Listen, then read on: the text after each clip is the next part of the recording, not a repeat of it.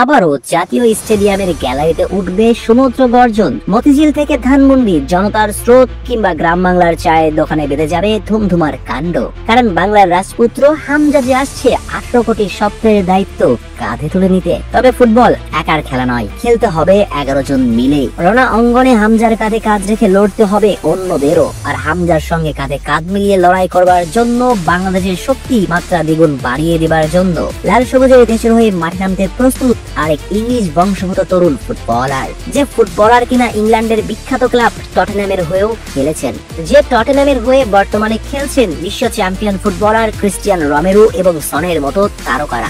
যদিও বাংলাদেশি বংশগত এই তরুণ টটেনহ্যামের বয়সভিত্তিক দলের হয়ে খেলেছেন, কিন্তু টটেনহ্যামের মতো ক্লাবের বয়সভিত্তিক দলের হয়ে যে ফুটবলার খেলেন, নিশ্চয়ই তার সামর্থ্য বোঝানোর কিছুই নেই। বয়সভিত্তিক পর্যায়ের বিশ্বমানের একজন খেলোয়াড় তিনি। নামটা তার তানিল শালিক, বয়স সবে 17, যার বংশগত শিকড় বাংলাদেশ হলেও তিনি জন্মগ্রহণ করেছেন ইংল্যান্ডে 29 সেপ্টেম্বর 2006 সালে। এই তরুণ তুর্কির ফুটবল ক্যারিয়ারের হাতে খড়ি হয়েছে টটেনহ্যাম হটস্পারের বয়সভিত্তিক দলে। বয়সভিত্তিক পর্যায়ের বিভিন্ন দলের গন্ডি পেরিয়ে 2019 সালে ইংলিশ আরেক ক্লাব স্টিভেনেজে যোগ দেন। আর স্টিভেনেজ এফসি অনূর্ধ্ব 18 দলের হয়ে বর্তমানে তিনি খেলছেন। এই ফুটবলের মাঠের খেলার পজিশন অ্যাটাকিং মিডফিল্ডার। আর তার ক্লাব সমর্থকরা শালিকের মন্ত্রমুগ্ধ ফুটবলে বিমোহিত হয়ে জাদুকর বলেও ডাকেন।